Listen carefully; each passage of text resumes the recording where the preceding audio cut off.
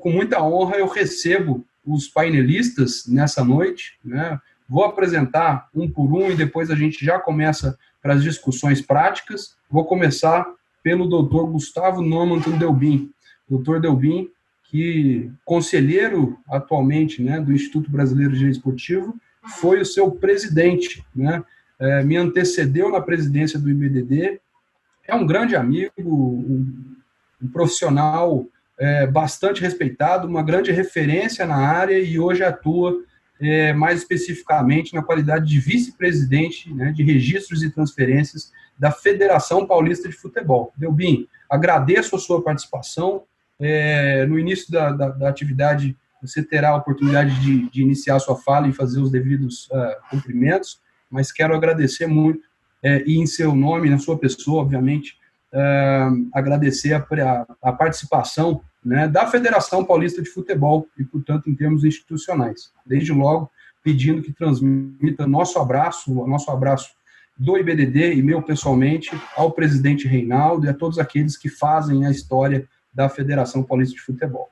Quero também destacar a presença do meu querido amigo, Dr. Felipe Legrazzi Isabella, conselheiro do IBDD, né, uma grande referência, como eu já havia comentado, né, mestre e doutor em Direito Civil pela Universidade de São Paulo, né, a tradicional Faculdade de Direito do Largo do São Francisco, né, um profissional que vem se destacando e sempre se destacou, principalmente nas questões associativas, né, tudo que se refere ao direito civil, questões de assembleias, de ligas, federações, enfim, uma pessoa extremamente capacitada, uma grande referência na área, né, coordenador também do grupo de estudos do Instituto Brasileiro de Direito Esportivo. Isabella, agradeço muito a sua presença, né, muito importante para a atividade contar com a sua experiência, com o seu conhecimento. Certamente, todos aqueles que o assistem terão uma noite de muito aprendizado. Então, agradeço muito a sua presença.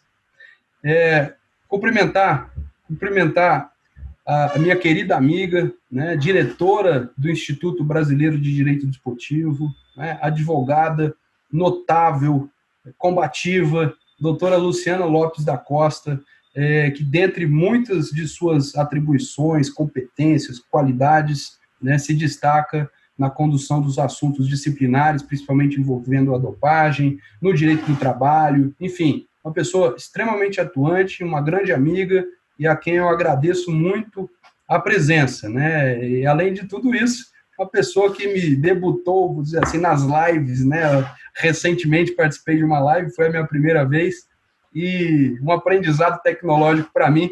Luciana, agradeço, seja bem-vinda, vai ser um grande prazer ouvi-la e aprender um pouco com a sua experiência, com o seu conhecimento também.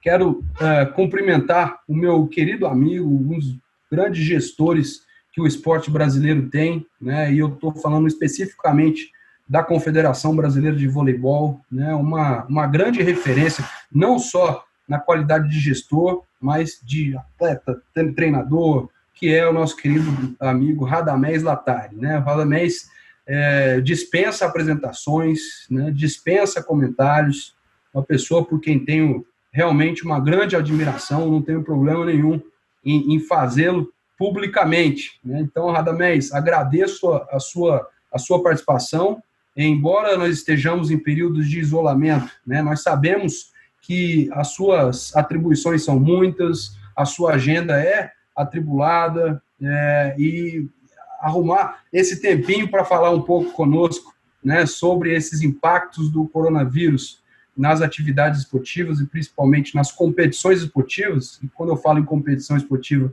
eu estou obviamente ligando, né, como atribuição principal a uma confederação, a uma entidade nacional de administração do desporto.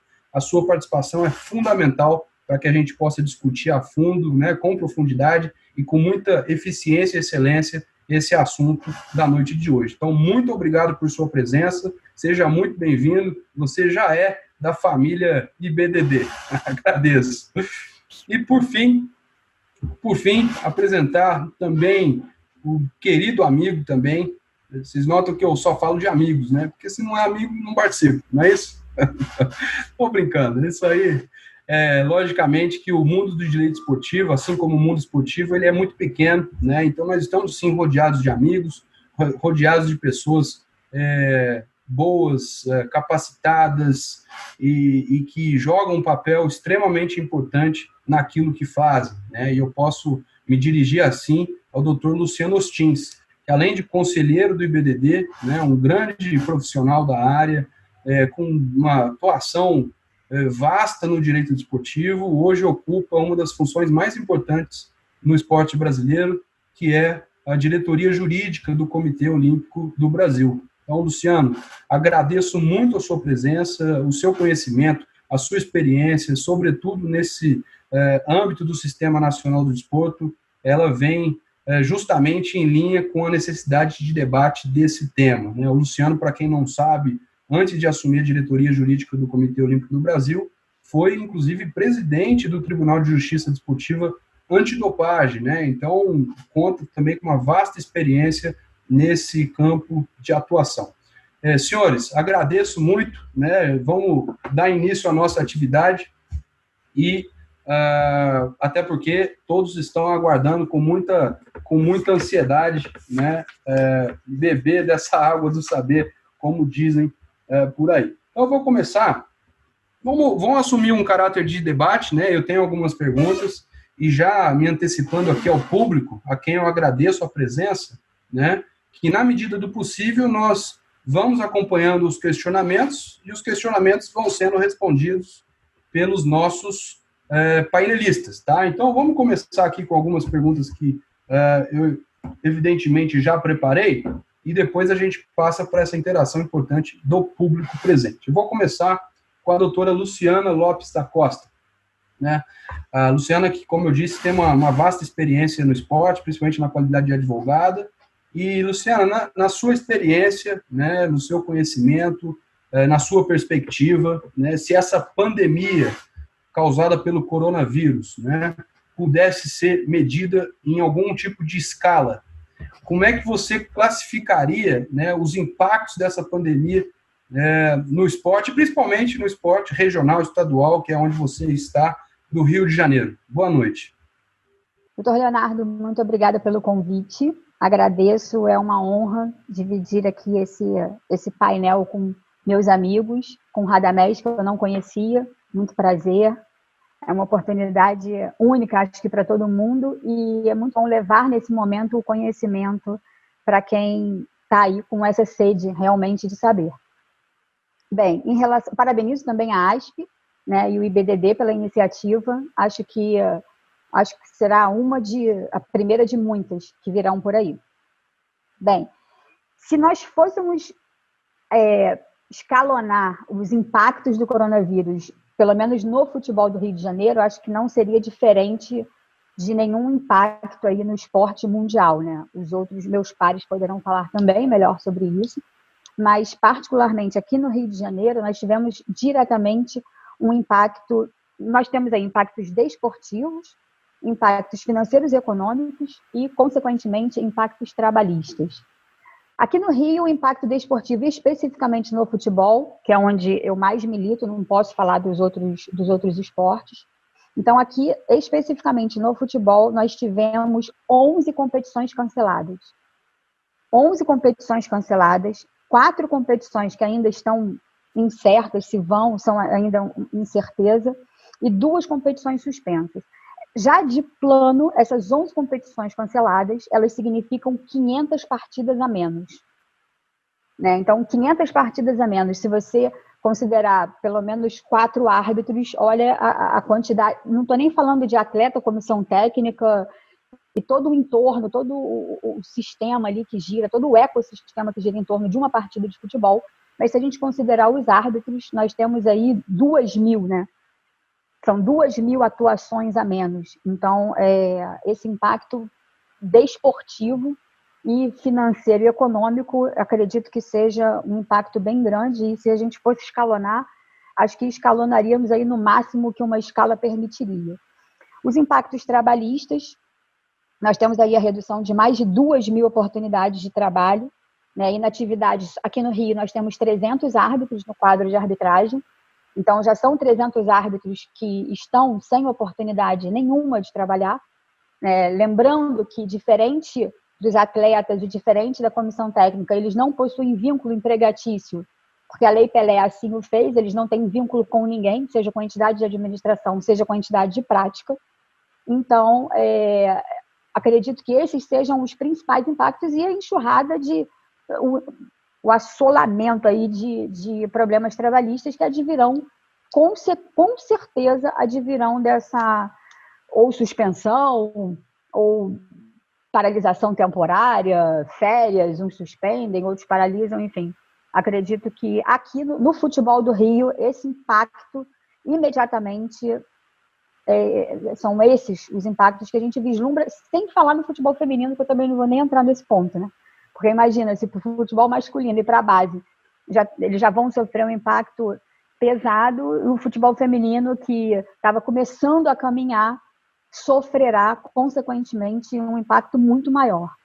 Perfeito. A gente nota aqui de uma forma muito interessante que nós temos o Radamés e o Luciano, principalmente tratando desde o ponto de vista das entidades de administração do desporto, né, nacionais, portanto, de esportes olímpicos, fora o mundo do futebol. A gente sabe que o futebol ele é visto de forma diferenciada, né, até por conta da sua relevância econômica, diria, infinitamente superior às outras modalidades. Isso é por uma razão muito lógica, né?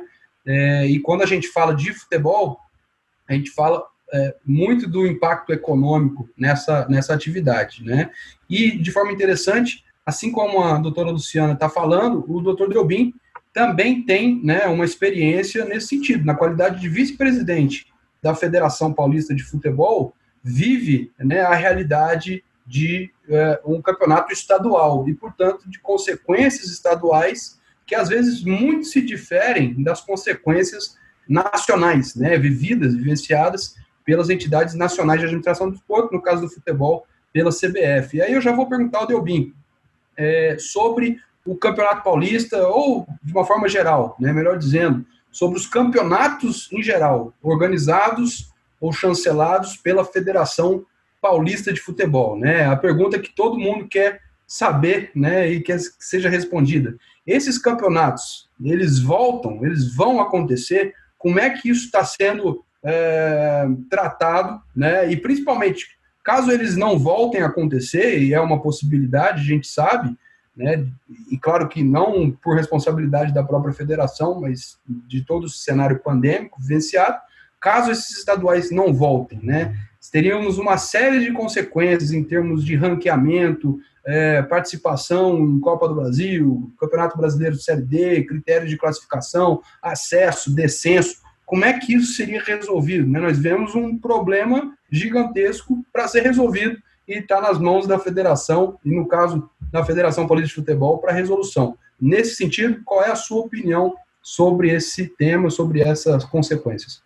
Oi, Léo. Primeiro, boa noite a todos. Obrigado pelo convite, seu convite individual, o convite do IBDD e da ASP. Parabenizar a ASP e o IBDD por essa iniciativa. Creio eu que só pelo número de pessoas inscritas, de pessoas interessadas, a gente já entende o tamanho da abrangência e a importância desse papo que a gente vai ter aqui agora. Então, Léo, na realidade, a sua pergunta inicial de se dizer, o campeonato vai continuar? Os campeonatos vão continuar? Sim, precisam continuar. Todo o nosso trabalho neste período de parte da federação que está em férias coletivas e a diretoria que continua trabalhando e continua de plantão, continuar para saber como é que vai se dar a decorrência das competições. Os reflexos que pode causar não ter a competição, além desses que você falou, de não ter um ranqueamento específico para poder indicar os clubes do Campeonato Brasileiro da Série D, os clubes da Copa do Brasil do ano que vem, além de ter todas as situações da própria federação, ainda nós temos que ampliar isso para todos os envolvidos, né? Para patrocinadores, para a transmissão, para todos os clubes, para todos os atletas. Então, a gente não pensa de forma alguma, jamais pensou em qualquer situação que seja de não realizar as competições. Lembrando que hoje, as 3 competições que estão suspensas são Campeonato Paulista da Série A1, Campeonato Paulista da Série A2 e Campeonato Paulista da Série A3. Esses são os que estão suspensos. Agora, nós realizamos por ano 19 competições, mais de 4.500 jogos na Federação Paulista de Futebol. Então, os outros campeonatos que não tinham iniciado ainda, eles estão suspensos em termos de início. Então, a gente pretende voltar e realizar base, feminino, seja qual for a competição, depois da volta. O que nós estamos preocupados hoje, trabalhando para que se tenha um retorno assim que possível, são os 3 campeonatos já em andamento, campeonato da Série A1, da 2 e da 3. Além dessas consequências, então, que a gente tem, óbvio, com patrocinadores nossos e dos clubes, com direito de transmissão, enfim, com todas as situações que ocorrem, que gravitam aí no universo esportivo e no nosso específico do futebol, a gente precisa aguardar um momento de segurança na área da saúde. Essa é a nossa principal preocupação desde o início.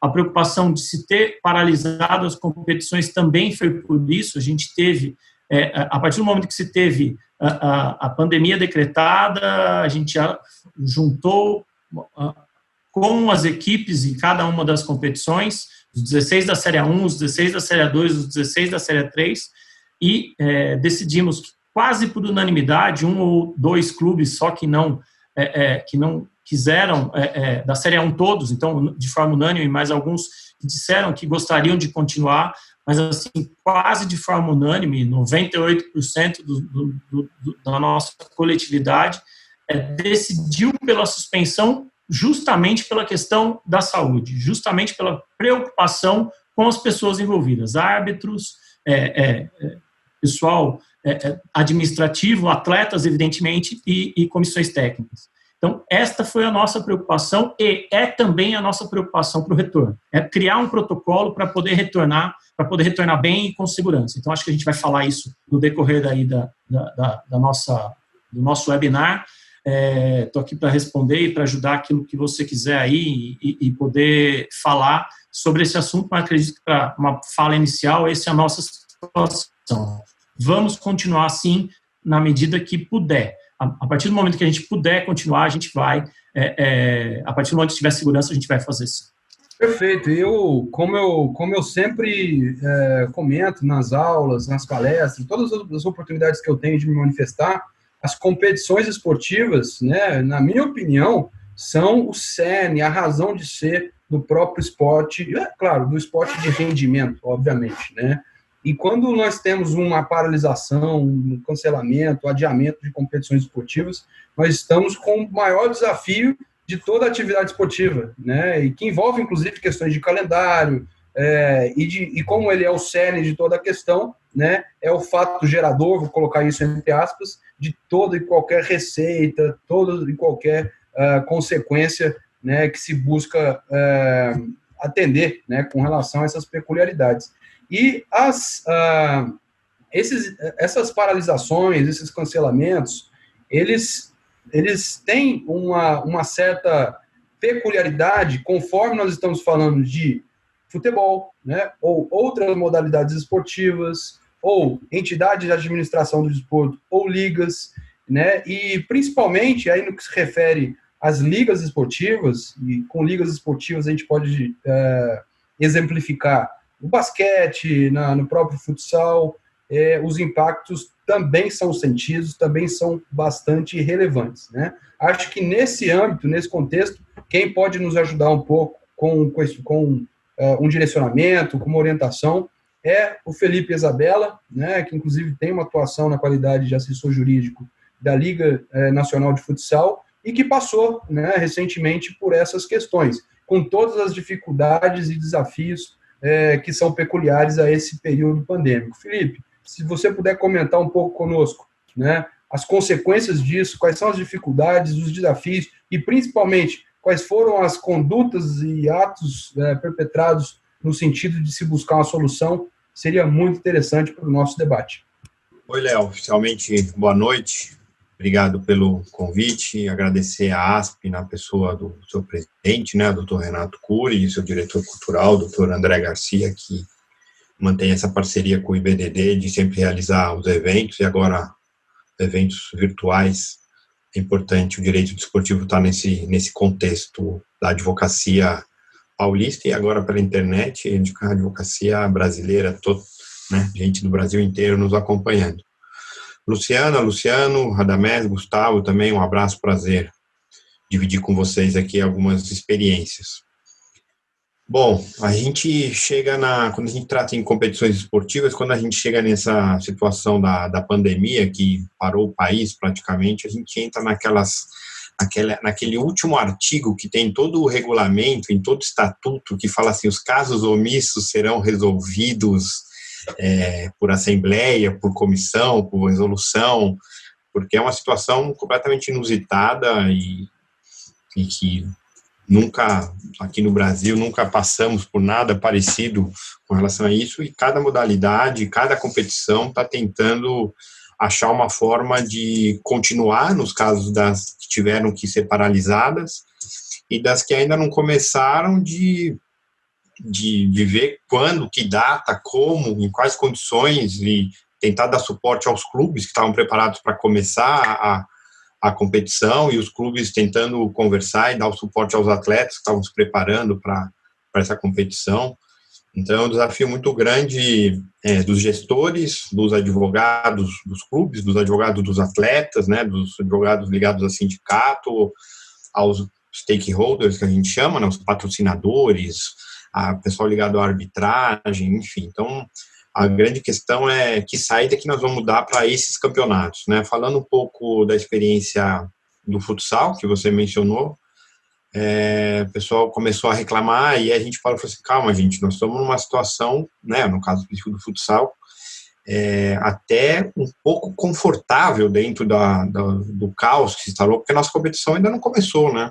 Imagina a situação que o Radamés vai poder falar aí do vôlei, que já está em andamento, o basquete, que teve que paralisar em âmbito nacional, e do futebol, paralisarem nas fases finais, mas o futsal, que nós fizemos foi suspender o início da competição, logicamente, criamos um comitê de crise envolvendo não só a diretoria, mas alguns representantes dos clubes, por ser uma liga fechada, não ter segunda divisão e ligas de acesso, então acaba sendo uma conversa um pouco mais fácil, mas no sentido de organização e de quantidade de clubes, são 21 clubes que vão disputar o campeonato, vai acontecer que vão disputar o campeonato em 2020, e estamos traçando algumas estratégias e alguns cenários, né, e cenários sempre também tentando respeitar as orientações médicas, né, das organizações organizações mundiais, nacionais, estaduais, municipais relacionados à área médica,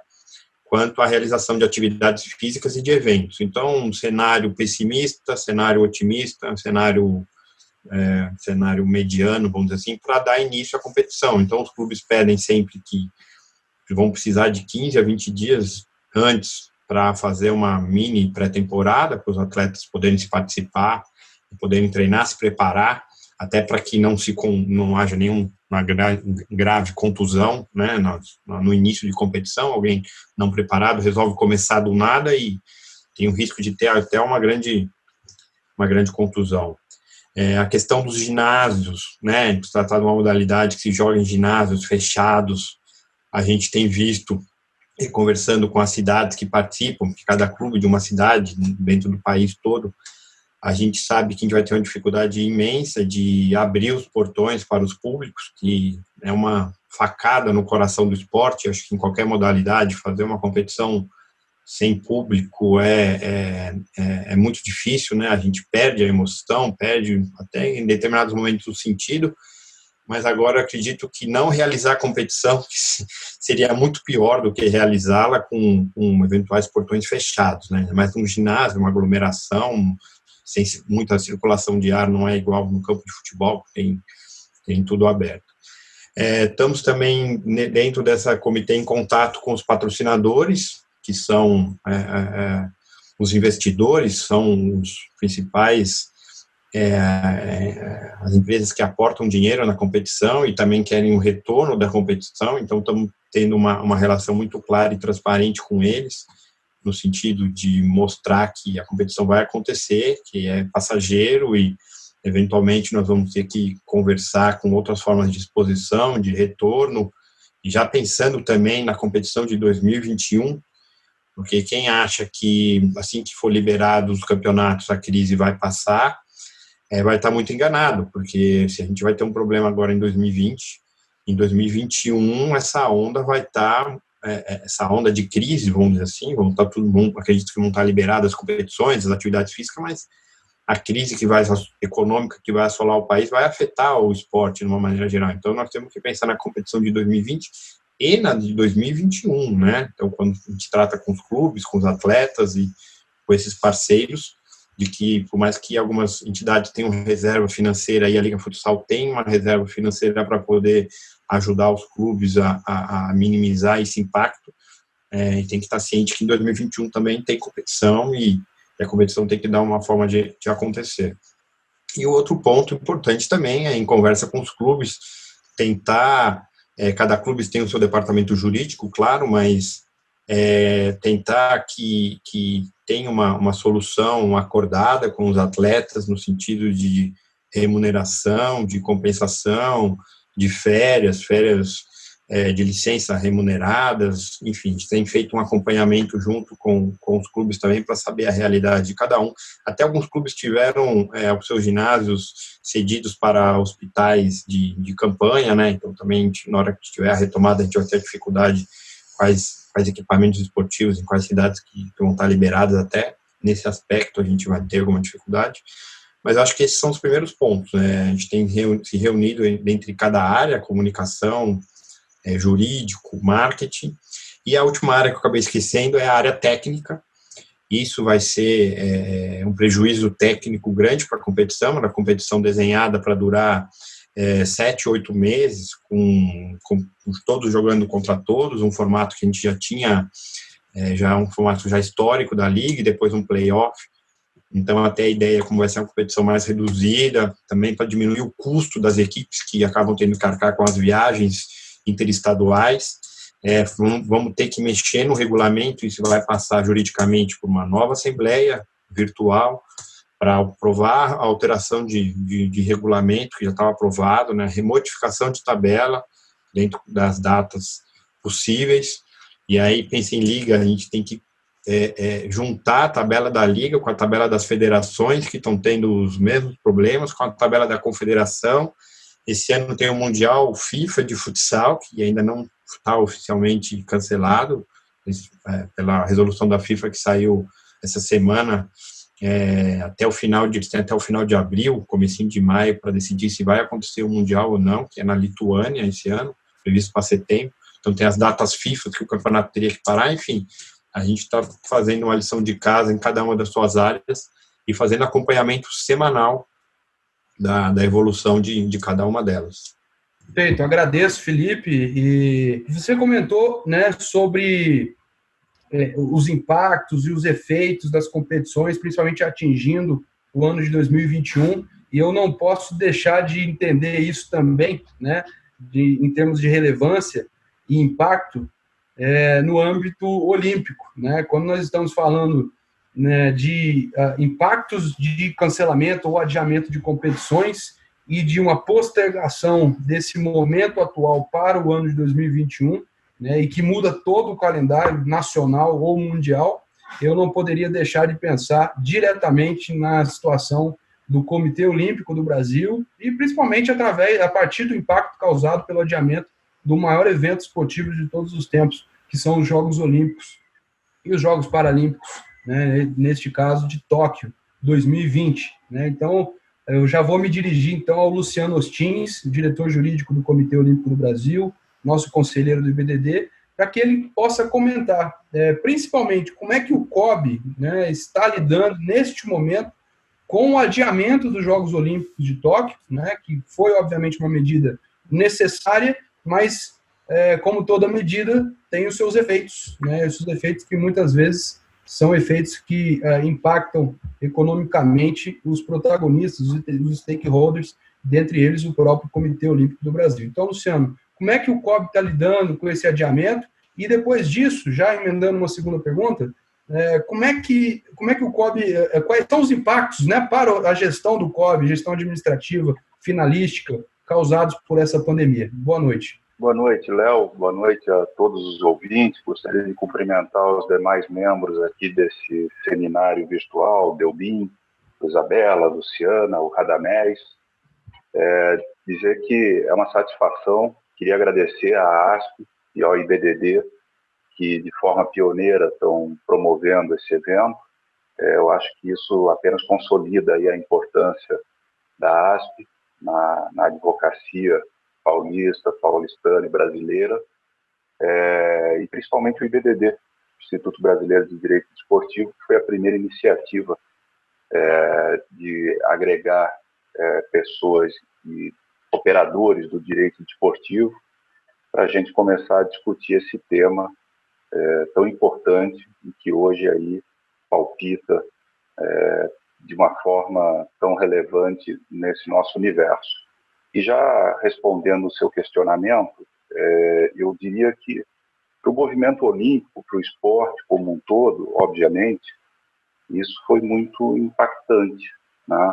O esporte ele tem um princípio da universalidade, tem um princípio de unir os povos, e hoje a gente vê que o que está acontecendo no mundo é uma grande divisão dos povos, aquelas barreiras, aquelas fronteiras, elas voltaram a existir. Obviamente que a tecnologia, que é essa tecnologia que nós hoje usamos para nos aproximar, ela acaba eliminando um pouco dessas barreiras, mas aquela proximidade que o esporte promovia e oportunizava, a gente não tem mais nesse momento. Claro que acreditamos que isso seja passageiro, em breve, né, a gente está de volta, mas as consequências disso, como acho que foi levantado por você e pelo próprio Delbin, as consequências disso vão ser muito marcantes no esporte daqui para frente. Não vai ser tão fácil que o esporte vai superar toda essa pandemia e todos esses acontecimentos. Eu dividiria esse grande problema em duas vertentes, né? Tem a vertente esportiva e tem a vertente administrativa. A vertente esportiva, obviamente, ela envolve diretamente o atleta, as equipes, a sua periodização, né? Toda aquela preparação que o atleta faz ao longo de 4 anos, se preparando, subindo numa curva, para então chegar no auge, que são os Jogos Olímpicos que aconteceriam esse ano em Tóquio. E também a parte administrativa, onde você também como gerente jurídico lá do Comitê Brasileiro de Clubes, Léo, você sabe da dificuldade que a gente tem ao aplicar recursos oriundos das loterias. Somos fiscalizados pelo Tribunal de Contas da União, cumprimos regras decorrentes da legislação e das normas criadas no âmbito do Ministério da Cidadania, antigo Ministério do Esporte, e esses recursos eles devem ser aplicados com a máxima cautela.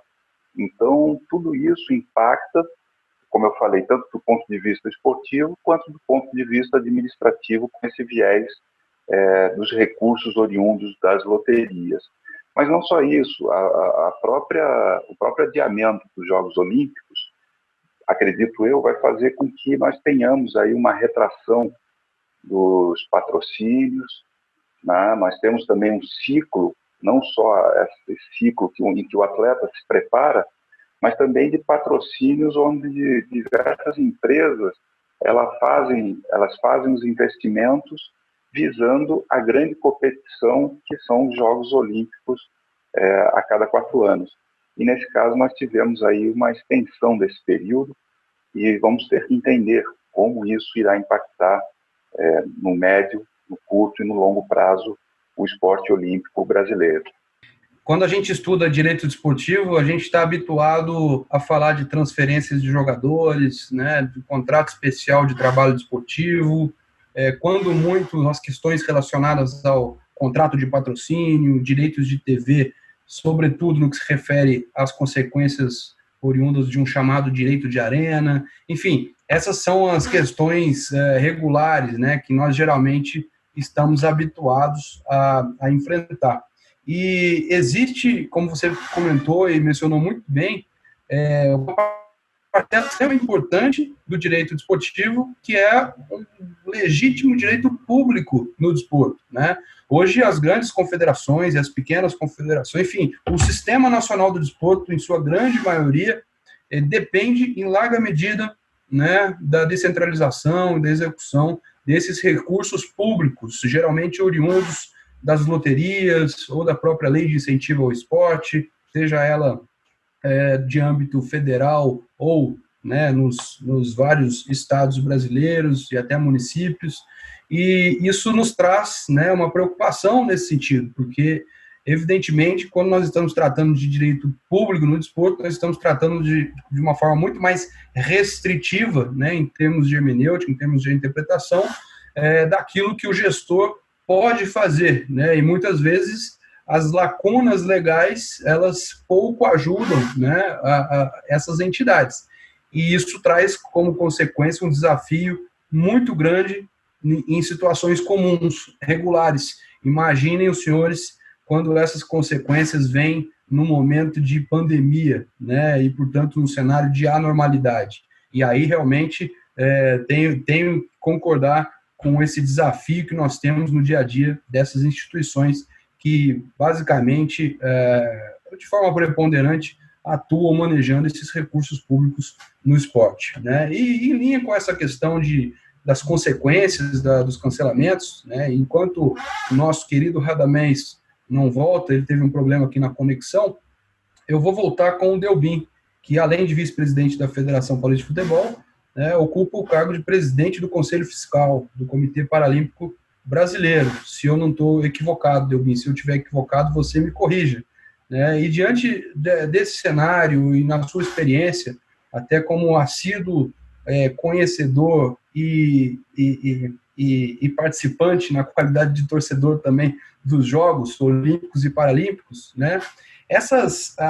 Esse adiamento, as consequências advindas desse adiamento, o que isso reflete, né, no esporte mundial, de uma forma geral, na sua opinião, dentro da sua perspectiva e experiência? Bom, Léo, na realidade, o Luciano já falou um pouco sobre isso também.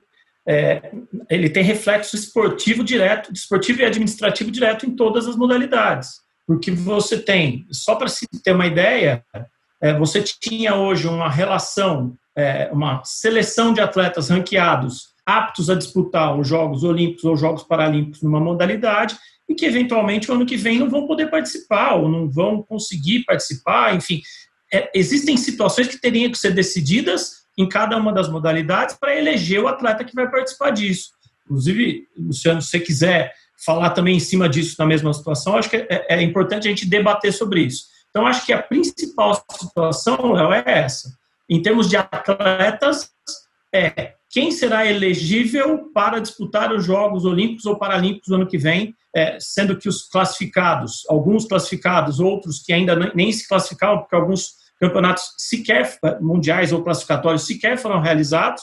A gente sabe que também existiu cancelamento ou suspensão dos campeonatos, alguns campeonatos de algumas modalidades que faziam a eleição de atletas para os Jogos Olímpicos. Acho que isso é uma situação muito importante para se discutir, isso é âmbito mundial, não é uma situação só brasileira, evidentemente. Outra situação é também da realização desses jogos. Estariam os países que vão receber esses jogos preparados, por exemplo, para montar a estrutura novamente o ano que vem para realizar esses jogos classificatórios? O que nós vimos já em janeiro, já começou uma série de cancelamentos de competições internacionais. Algumas que eram classificatórias, outras que eram apenas destinadas à preparação dos atletas. E agora a gente chega num ponto em que nós já tínhamos mais de 50% dos atletas brasileiros classificados para os Jogos Olímpicos de Tóquio. E agora, essa outra parte dos atletas que ainda não se classificou, eles vão ter que buscar essa classificação em competições que, como disse o Delvin, em alguns lugares talvez não tenha como realizar mais essa competição. Existem realidades econômicas, administrativas, financeiras, que vão ser impactadas, obviamente, pela paralisação, pelo cancelamento dessas competições. Então, o que a gente vai ter que buscar agora, e as federações internacionais vão ter que determinar isso, é como vai ocorrer essa classificação e essa busca de vagas para o próximo ano. Eu destaco só 2 aspectos, né? A questão da idade no futebol, que já foi levantado aí algumas questões, e a questão daqueles atletas, e aí até a doutora Luciana que está aqui, ela poderia até trazer uma contribuição com relação a isso, são aqueles atletas que estão suspensos em razão de doping e que estariam impedidos de participar eventualmente dos Jogos esse ano e estarão livres para competir nos Jogos no próximo ano, né? E o contrário também pode acontecer, né? Uma eventualidade de um atleta que está aí com um processo que tenha iniciado agora, num controle de doping recente, e que ele vai vir a cumprir uma suspensão só no período do ano que vem, que vai coincidir com os Jogos Olímpicos. Então, de fato, são preocupações que isso tudo vem em decorrência desses acontecimentos que nós estamos vivendo. Perfeito, perfeito. Eu vou comentar, vou ver aqui, o Radamés está por aí, eu vou me aproveitar, então, do momento e de você na qualidade de diretor executivo, né, de uma grande confederação, né, vou tirar aqui o futebol de lado, mas uma das maiores, se não a maior, confederação olímpica brasileira, que é a Confederação Brasileira de Voleibol, né, da qual eu faço parte de alguma forma, né, ainda que indireta, na qualidade de presidente atual do Superior Tribunal de Justiça Desportiva da Confederação, e um cargo que muito me honra, né, eu posso testemunhar a gestão da CBV e as consequências dessa gestão de excelência, apesar de que nós sabemos que existe uma dificuldade natural no sistema, né, como eu já comentei aqui com o Luciano, principalmente no sentido de manejo de recursos públicos, e imagino que as consequências, né, da pandemia são ainda mais sentidas, portanto, no momento de anormalidade. Então, eu queria saber de você, eu e todos aqueles que estão nos ouvindo, né, quais são os impactos da pandemia para o voleibol brasileiro, quais são os desafios da Confederação Brasileira de Voleibol neste momento e qual é o seu papel na qualidade de diretor executivo para salvar essa modalidade num momento tão delicado como esse. Presidente Léo e demais painelistas, é um prazer, uma honra estar aqui junto com vocês. Agradecer o convite à ASP e à IBDD. Espero que outros painéis como este venham a seguir, para que todos possam ter cada vez mais conhecimento do trabalho até que a gente vem desenvolvendo no nosso dia a dia.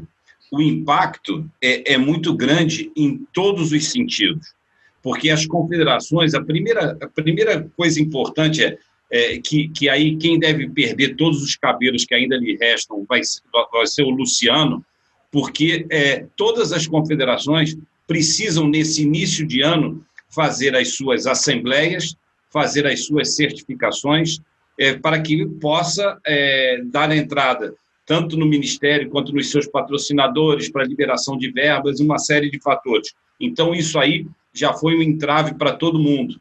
Graças a Deus, o voleibol, a gente conseguiu já a certificação junto ao Ministério, nós fizemos a nossa reunião do Comitê de Apoio, fizemos a nossa reunião do Conselho Fiscal, do Conselho de Administração, do Conselho Diretor, e a nossa Assembleia estava marcada para o dia 20 de março. Infelizmente, a gente teve que adiar para o final de abril, já que a nossa Assembleia tem que ser dentro do primeiro quadrimestre, e vamos provavelmente fazer por videoconferência, já que o caminho indica que vai ser difícil de forma presencial.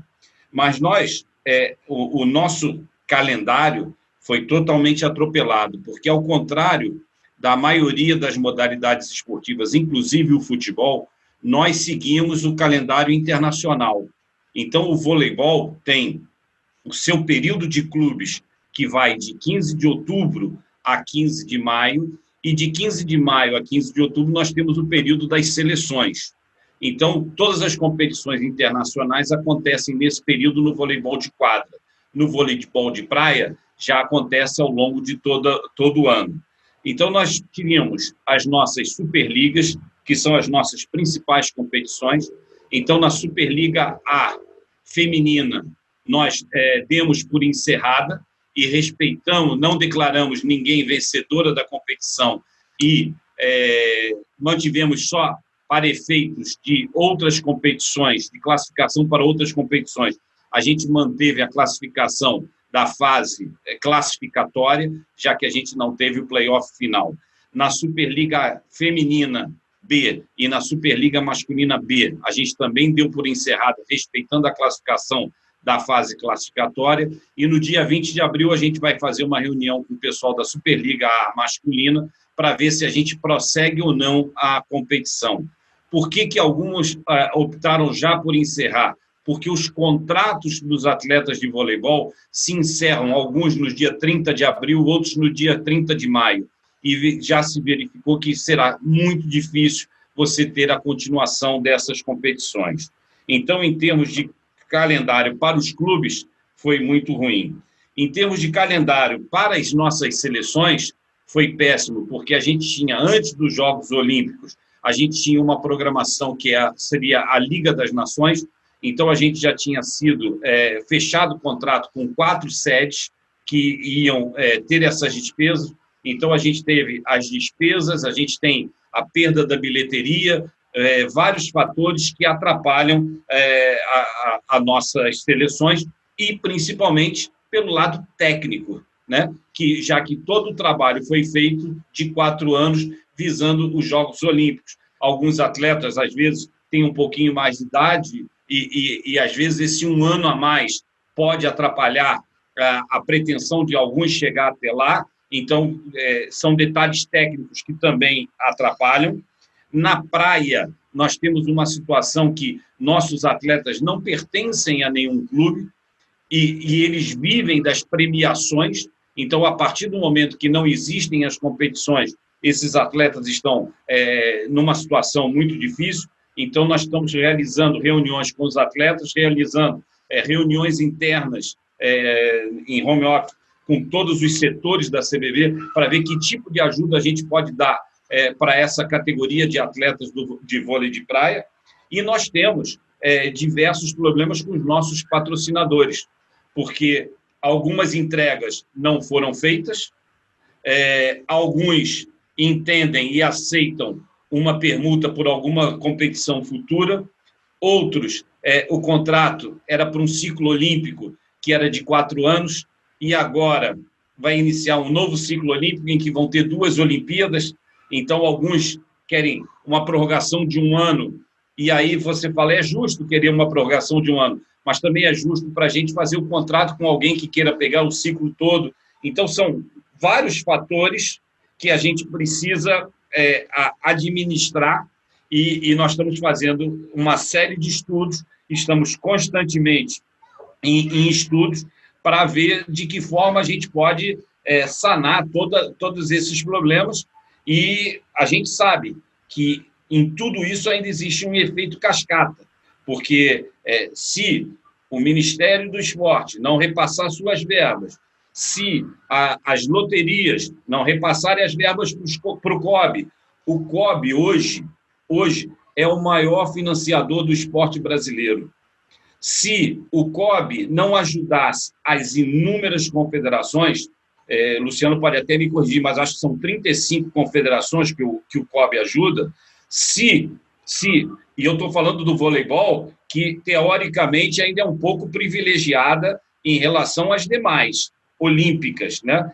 Então, se o COB não conseguir ajudar, diversas confederações vão estar em situação dramática, porque elas têm o COB como seu único patrocinador, não é principal, é único patrocinador. Então, eu estou falando de uma forma generalizada em termos de esportes olímpicos. E hoje o COB é uma mãe para todas essas confederações, faz um trabalho excepcional em todos os setores, está no jurídico com o Luciano, na parte executiva, administrativa com o Rogério, na parte técnica com o Bichara, sob o comando do Paulo Vanderlei. Então, nós sabemos que esse efeito cascata pode atingir a CBB através de redução de seus patrocinadores e pode ser que isso a gente também tenha que reduzir a qualidade, às vezes, das nossas competições, a qualidade das nossas seleções de períodos de treinamento, a qualidade do número de eventos de praia. Então, é um efeito cascata que hoje a gente teve uma conversa há 2 dias atrás com o Banco do Brasil e ele nos disse: por enquanto, continuem tranquilos que nós vamos manter a nossa palavra e vamos manter tudo aquilo que está combinado. Mas a gente sabe que ninguém sabe como é que vai terminar essa situação, para que caminho, quanto tempo ainda vai levar essa situação. Então, é difícil fazer uma programação de um calendário para o futuro. Perfeito, Radamés. Muito esclarecedor, até porque, pelo seu conhecimento, experiência e, obviamente, pela prática do momento, né, você consegue nos brindar com a realidade, né, com esses bastidores que são sempre muito importantes para que a gente entenda o contexto e as possíveis consequências. Eu vou voltar aqui a palavra para a Luciana, né, o Luciano Ostins tinha feito um questionamento a ela. Eu vou pedir que, Luciana, quando você responder, refaça o questionamento só para que a gente possa estar todos na mesma página. E, desde logo, já vou emendar uma segunda pergunta para você. Tá? Muitas das competições, né, eu tenho ciência e noção absoluta de que não foi a totalidade delas, né, isso tem que deixar muito claro, mas algumas ou muitas das competições foram paralisadas, interrompidas, suspensas, adiadas, enfim, em virtude de determinações governamentais, né? No direito administrativo, nós sabemos que estes fatos, né, são caracterizados como o fato do príncipe, né, quando existe uma determinação governamental e que aquela atividade ela acaba não se desenvolvendo em razão deste fato, portanto, sem culpa das partes que estão diretamente envolvidas nessa atividade, né? Neste cenário, neste contexto, qual é o impacto disso? Quais são os direitos dos clubes, confederações, atletas, enfim, diante desta determinação governamental? O que se fazer? Como ficam os atletas que estão suspensos por doping, né, e os Jogos Olímpicos, tendo os Jogos Olímpicos sido adiados para 2021. Eu entendo que o período de inelegibilidade ele é dado imediatamente e em dias, né? O Código Mundial fala em dias, são dias corridos, não são temporadas. Então, da mesma forma que o atleta não pode escolher o período que ele estará elegível para competir, acredito que o Código, que a Agência Mundial também não possa fazer o inverso. Então, ela não pode agora escolher qual o período que o atleta vai cumprir, já que a sua suspensão foi dada em dias. Então, eu acredito sim, entendo, e não existe no Código essa possibilidade, entendo que os atletas que estão suspensos esse ano, que estão inelegíveis esse ano para competir e que terão sua inelegibilidade terminada, assim, que terminarão seu período de inelegibilidade antes do começo dos Jogos Olímpicos, estarão elegíveis para os Jogos Olímpicos de 2021. Aí a outra pergunta foi em relação aos que ainda aguardam julgamento, né? Acho que a detração será a melhor forma a ser aplicada. No Brasil, né, nós sabemos que o nosso TJD-AD, né, o Tribunal Antidoping, ele está funcionando normalmente. Então, se ele está funcionando normalmente, os atletas que serão teoricamente suspensos por doping dentro deste período de suspensão, como em dias, da mesma forma se aplica. Infelizmente, serão prejudicados para os próximos Jogos Olímpicos, o que não aconteceria se tivesse sido julgados anteriormente, mas eu acredito que a detração resolva bem esse problema aí. Espero ter respondido é o meu entendimento. Inclusive, já houve até uma manifestação da UADA nesse sentido, em algum G1 desses aí da vida, alguma coisa. Eu também tive essa preocupação, porque alguns clientes demandaram isso, né? Eles terminarão antes dos Jogos Olímpicos e antes até de competições que vão classificar ainda para 2021. Então, entendo que são elegíveis. Em relação ao fato do príncipe, a gente tem um problema grande a ser resolvido, né? Porque, teoricamente, o fato do príncipe seria aí uma arguição feita pelo empregador para que pudesse se beneficiar do não pagamento, né, de verbas indenizatórias, o que seria arcado pelo governo.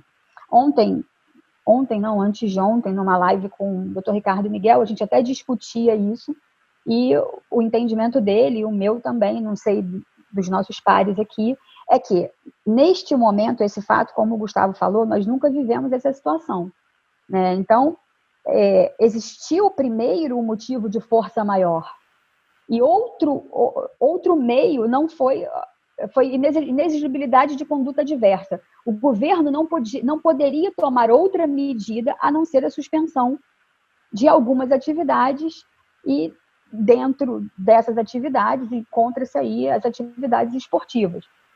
Entendo até que, por exemplo, no Rio de Janeiro, nós tivemos um decreto do governador, um decreto estadual, que evitava eventos com aglomeração. E aí, particularmente, eu até discuti isso uma vez com o Delbin, a gente entendeu que existiria a possibilidade de jogos com portões fechados, né? Óbvio que naquele momento estava muito inflamado ainda, então optou-se por acabar com os jogos, suspender os jogos e suspender também os treinamentos, mas acredito que agora, com os ânimos mais, todo mundo mais consciente, né?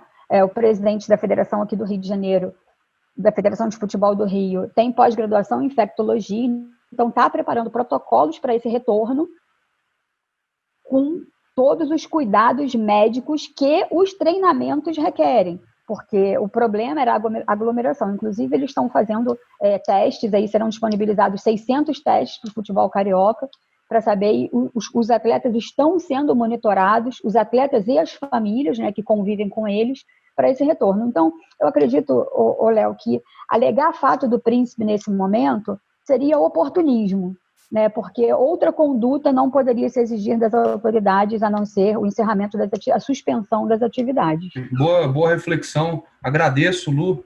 Eu vou passar, então, a palavra ao Delbin, me aproveitando aqui de um comentário feito pela Amanda Nemi, se eu não estou me equivocando na pronúncia.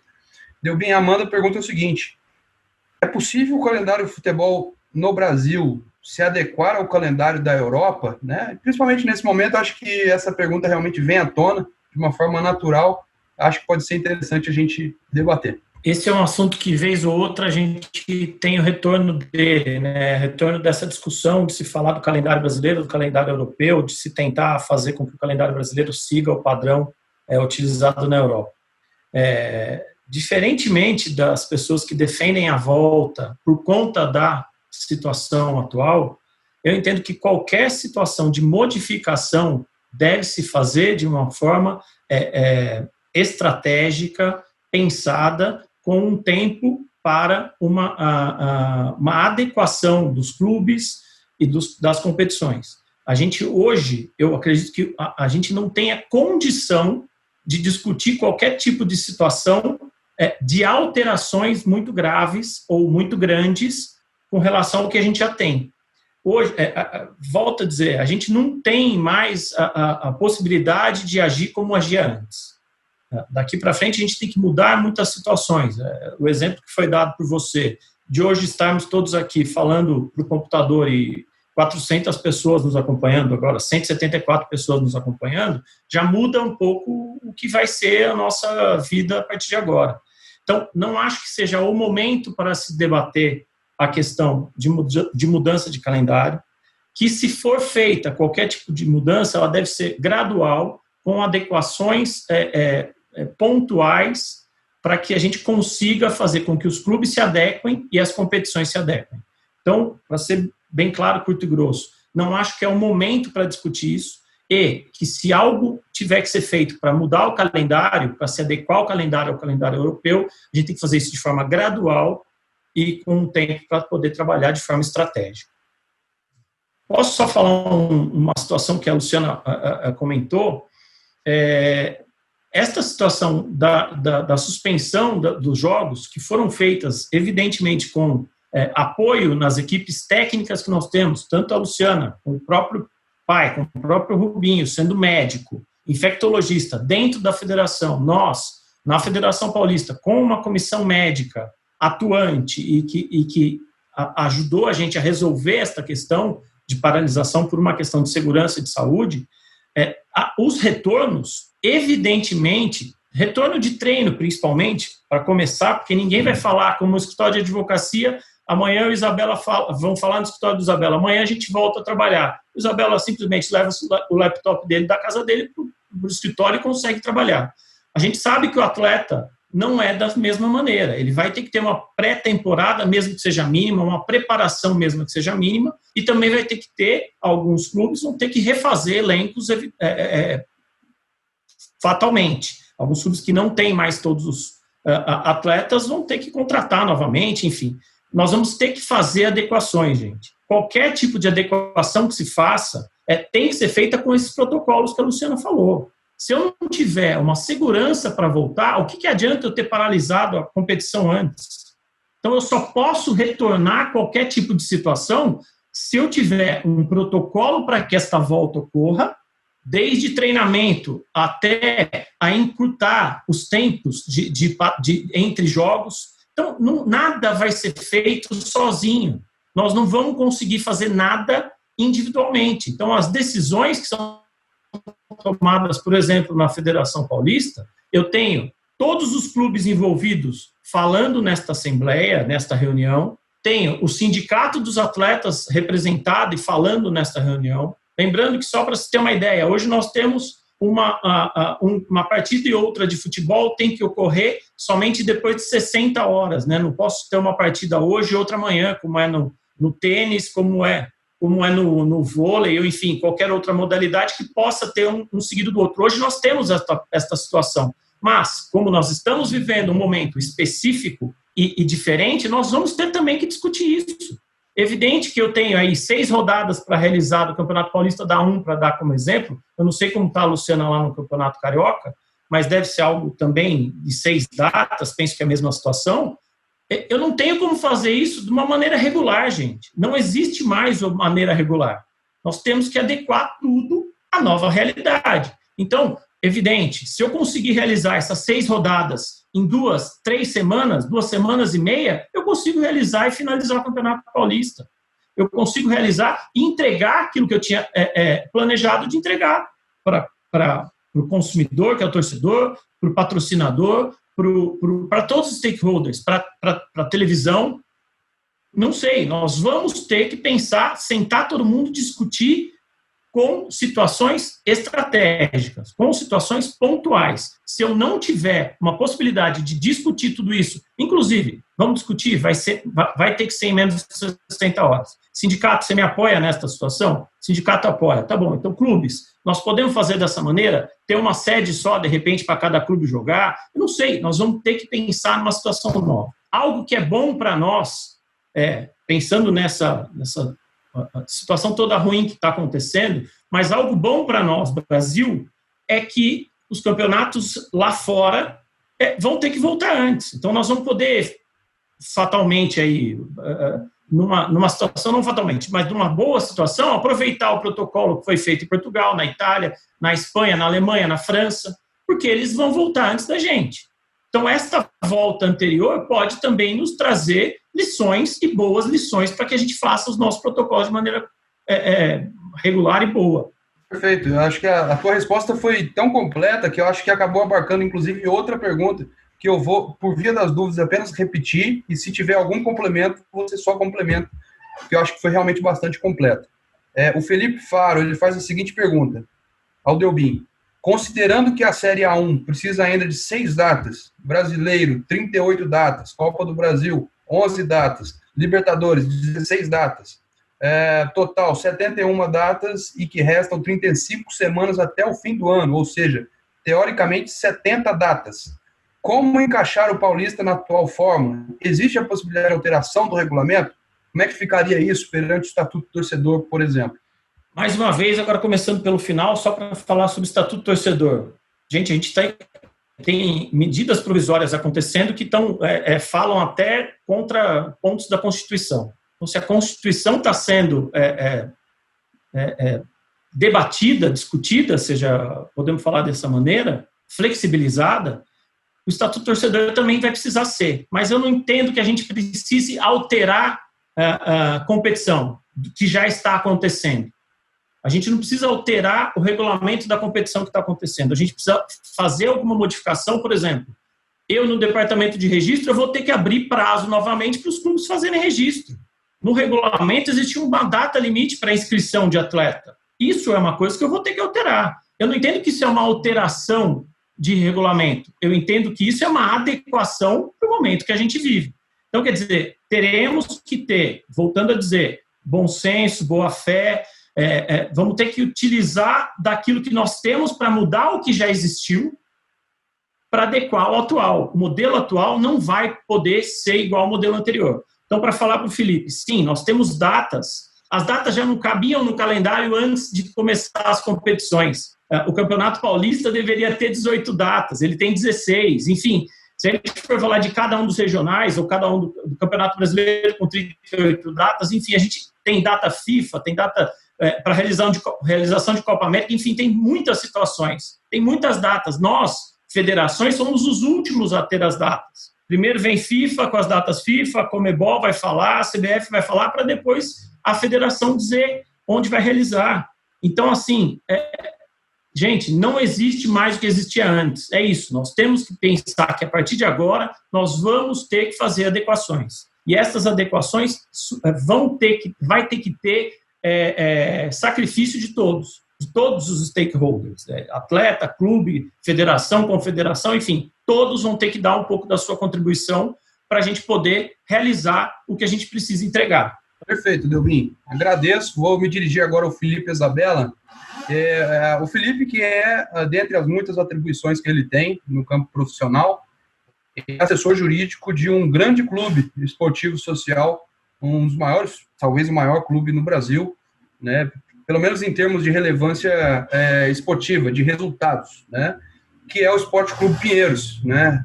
Felipe, na sua experiência, considerando o Pinheiros, obviamente a realidade do Pinheiros, mas a partir disso, a realidade dos clubes no Brasil, né? Eu imagino que os clubes, não sei do ponto de vista administrativo, ou da sua atividade finalística, dos seus treinamentos, da atividade social, enfim, imagino que exista uma determinada paralisação, ou alguma redução, obviamente um isolamento, enfim, como é que isso está sendo tratado no âmbito dos clubes? Qual é a dificuldade que se enxerga e principalmente o desafio e as consequências para uma possível solução? Pois é, Léo, não falando especificamente do Pinheiros, né, porque é de muito próprio, é um corpo próprio para falar em nome dele, né, mas falando de uma maneira geral, os clubes todos aqui, não só o Pinheiros, mas os outros clubes de alto rendimento, vamos dizer assim, e falando fora do futebol, estão fechados, né, estão fechados. Então, os equipamentos esportivos, a sala de ginástica, a pista de atletismo,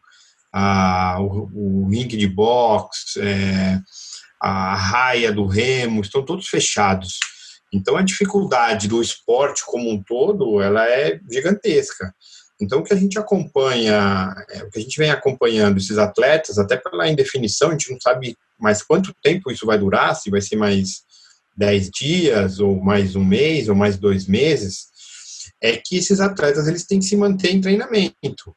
Então, todos eles têm se mantido em alguma atividade, em algum tipo de... né, os clubes têm feito até com uma forma nas redes sociais, a gente fica vendo a equipe de handball, então o treinador passa determinada atividade de treinamento físico, e a gente fica vendo como a gente faz aqui em casa também com as crianças, ou a gente que está confinado aqui dentro de um apartamento, bota um tênis em cada canto, sai correndo para lá, sai correndo para cá, quem tem um pouco mais de condições faz exercícios com pesos dentro de casa. Então a gente vê atletas olímpicos, né? E aí a realidade que o Luciano comentou, os atletas olímpicos de determinadas modalidades, até medalhistas, que eles estão dentro de casa, tendo que manter um preparo físico, uma atividade física mínima, para quando voltar a retomada, poder competir em alto rendimento, de repente participar até, dependendo da modalidade, participar até dos pré-olímpicos, né, que são as competições que depois vão dar as vagas para a seleção. Muitos deles dependem da Bolsa Atleta, então depende de participar, né, é um outro problema que a gente vai ter, depende de participar das competições. Se as competições não acontecerem, como vão ficar a elegibilidade desses atletas depois para pleitear as bolsas perante o Ministério, né, vão ser flexibilizadas essas regras? Então a gente vê eles fazendo atividade física na garagem, com quem mora junto dentro de casa, e os clubes todos tentando dar suporte de alguma maneira, com algum treinamento virtual, com alguma orientação esportiva e médica para esses atletas ficarem confinados em segurança dentro de suas casas. Então, é isso que a gente tem visto. Agora, do ponto de vista administrativo, não foge muito do que acontece com os nossos escritórios, com quem é empresário, com as empresas. Está todo mundo tentando administrar o que vai vir ainda, né? Que a gente sabe que está parado, mas a onda está começando, ela não chegou. E aquilo que eu falei, o impacto vai ser muito maior no pós. E aí, me adiantando um pouco, Léo, e falando... li algumas perguntas aqui, como que faz com os contratos, como é que vai ser feita a renegociação, nunca antes o princípio da boa-fé vai ser o pilar, eu acredito, de todas essas conversas e negociações, porque a gente tem visto nas nossas atividades no dia a dia e no esporte também, mal começou, não, já quero um desconto de 20%, quero 30%, não, mas calma, né? Talvez você precise de 70% de desconto, meu amigo. Talvez 30% não vai te adiantar. E pode ser que você não precise de nada, né? Isso vale para todas as atividades, não só no esporte, né? Então, o patrocinador já liga e fala, não, já vou reduzir 30%. Mas por que 30%? Da onde você tirou 30%? Se a gente está 3 semanas confinado, se a gente vai ficar mais quanto tempo? Qual é o impacto? Como mensurar isso, né? De repente... Então, a gente tem visto muito chute nessa área, no esporte também, muita gente afoita de querer já reduzir, lógico que vai precisar reduzir, lógico que vai ter um impacto no salário, lógico que vai ter um impacto na atividade econômica como um todo, né? Mas de cara então vamos reduzir. Tem um cliente que tem todos os recebíveis do ano, né? Nem é da área do esporte, já adiantou todos os recebíveis, está com o dinheiro todo em caixa para tudo, ligou querendo redução, porque a crise 30%. Eu falei, amigo, para você eu tenho que cobrar mais 30%, porque você vai me dar tanto trabalho que você já está com o dinheiro todo recebido, é o contrário, né? Então a gente tem que tomar muito cuidado, e aí o artigo 422 do Código Civil, eu falo o novo Código Civil, né? Porque eu fiz a graduação com o Código 16, e quando eu fui fazer o mestrado e doutorado era o Código de 2002, né? E aí, esse princípio, quando a gente ia nas aulas de direito civil, era o boa-fé, função social do contrato. E esse boa-fé que está lá no Código Civil, no artigo 422, ele vai valer agora para todas as relações, inclusive nas trabalhistas, né, que a gente está falando de redução, de negociação, é boa-fé total, né? O cara que tem um salário no futebol de 500 mil, ele vai ser o cara que vai falar não para uma redução, para que todo mundo...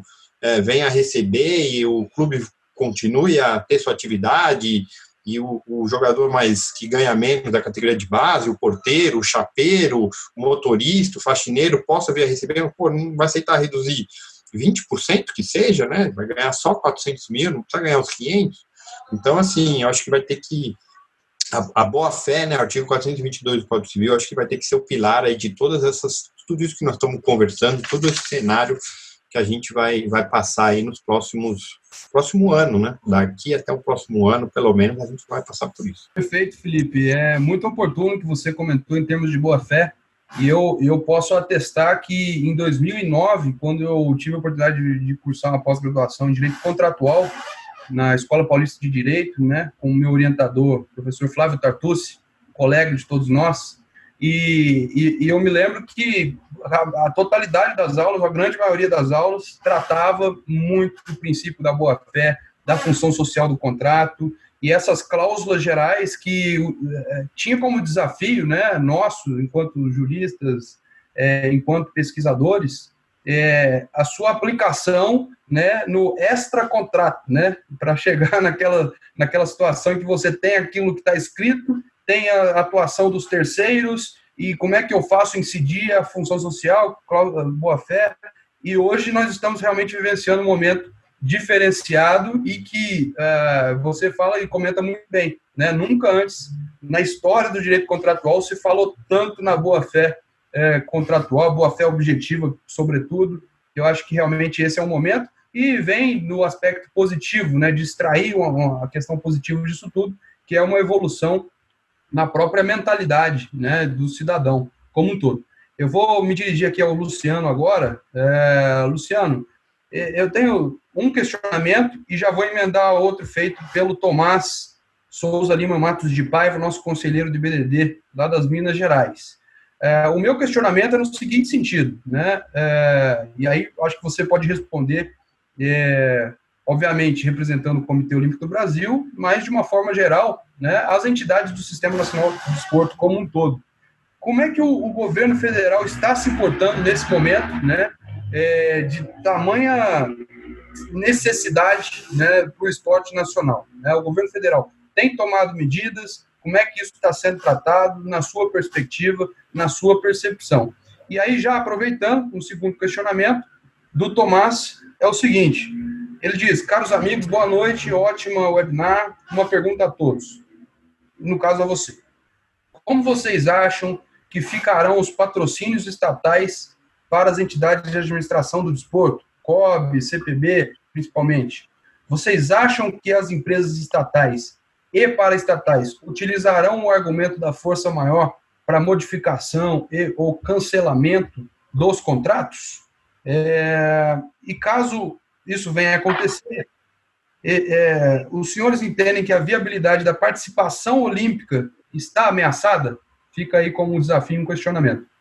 A gente tem algumas questões, e eu já vou chegar lá para responder a pergunta, questionamento do Tomás, de respeito à organização, aquilo que eu falava, né? Nós temos aspectos esportivos e aspectos administrativos extremamente impactados.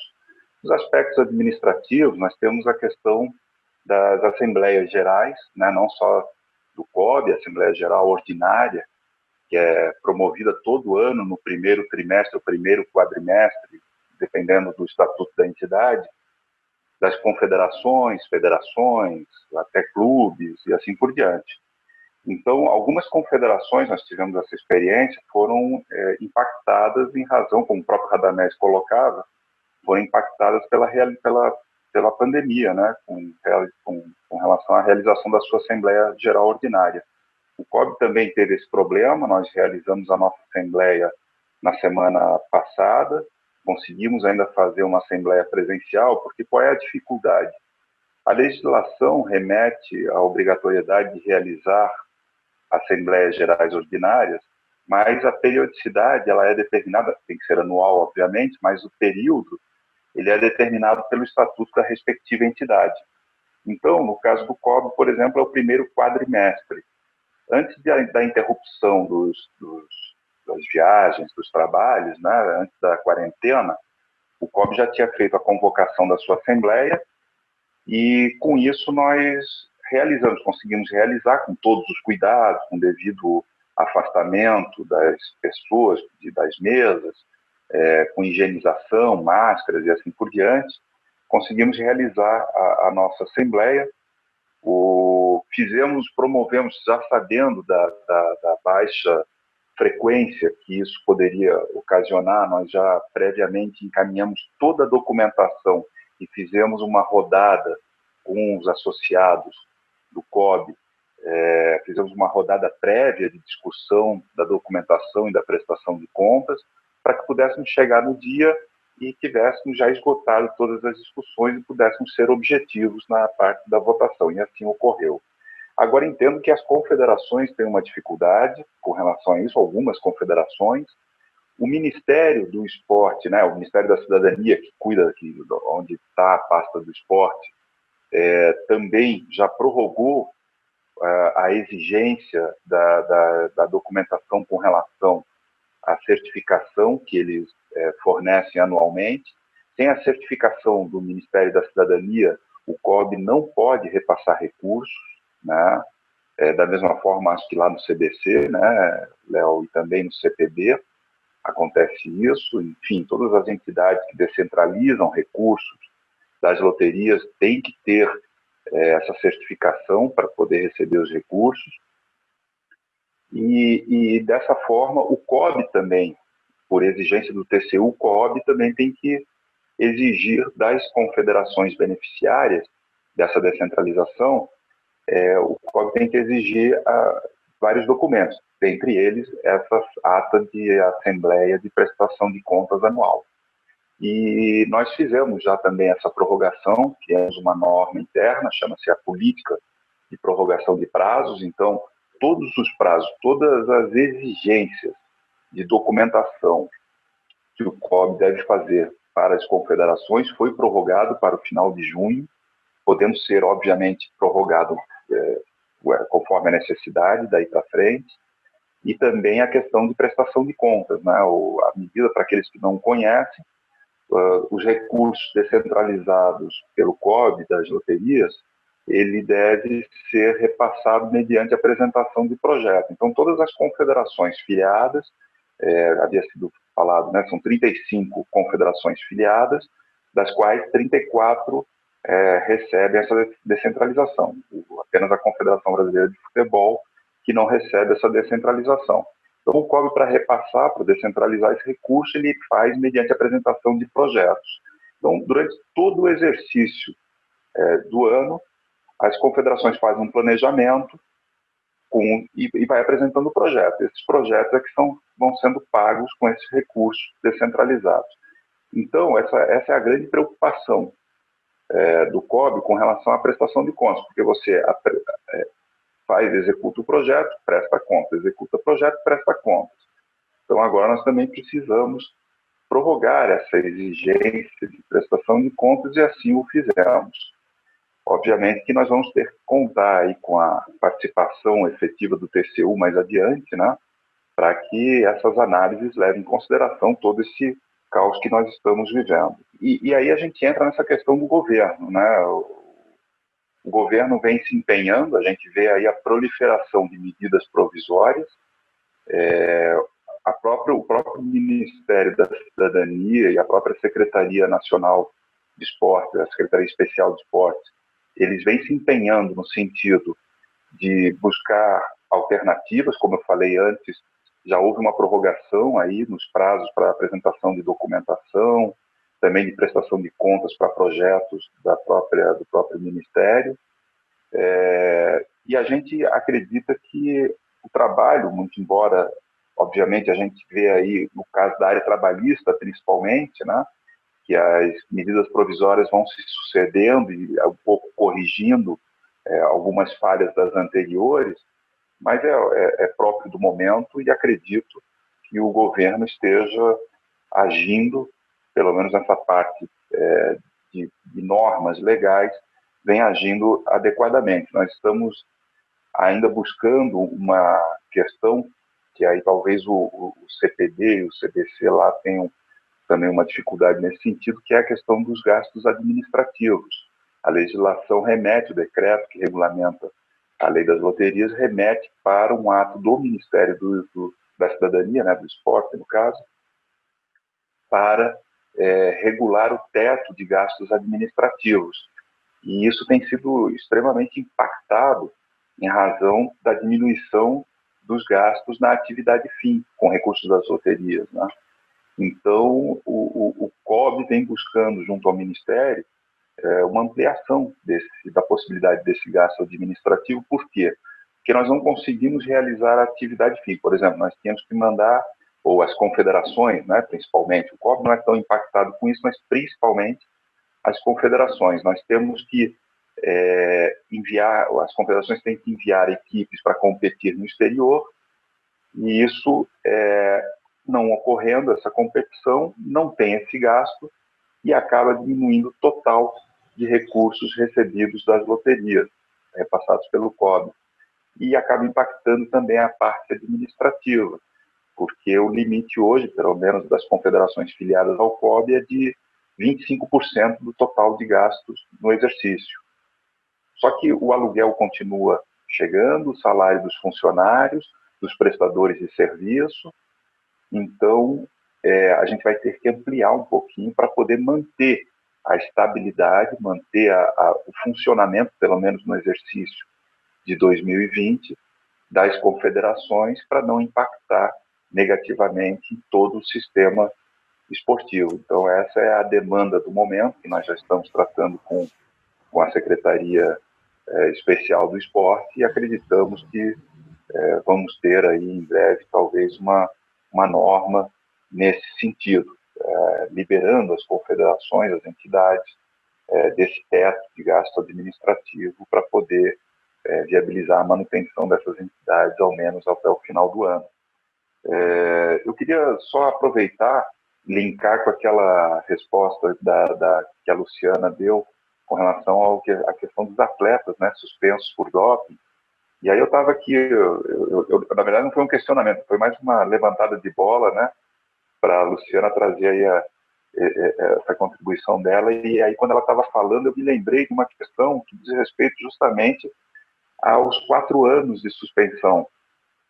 Se nós lembrarmos, houve uma disputa há cerca de 10 anos, uma disputa entre o Comitê Olímpico Americano e o Comitê Olímpico Internacional. O Comitê Olímpico Internacional, ele impunha para os atletas suspensos por doping com penas de 6 meses ou mais, o Comitê Olímpico Internacional, ele impunha que esse atleta ficaria de fora dos Jogos Olímpicos seguintes. Então, digamos que acontecesse um caso de doping durante uns Jogos Olímpicos, e esse atleta viesse a ser condenado a uma pena de 1 ano. Ele poderia, em tese, estar nos Jogos Olímpicos seguintes.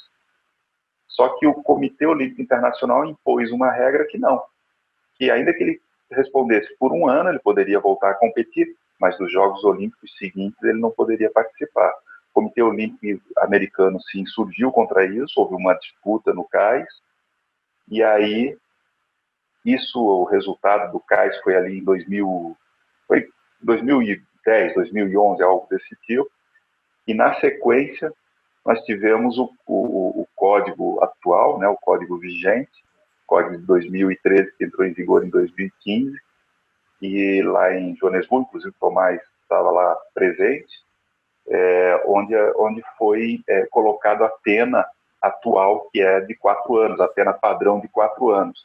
Quer dizer, talvez até essa pena padrão de 4 anos fosse com essa intenção, né, de um atleta que venha a ser punido, ele ficar de fora dos Jogos Olímpicos, ou seja, não aplicaram a regra. O CAIS disse que aquela regra do Comitê Olímpico Internacional não era aplicável, não poderia deixar um atleta de fora dos Jogos Olímpicos seguintes, independente da pena, e, no entanto, a pena passou a ser de 4 anos ali em 2013, a partir do código que entrou em vigor em 2015.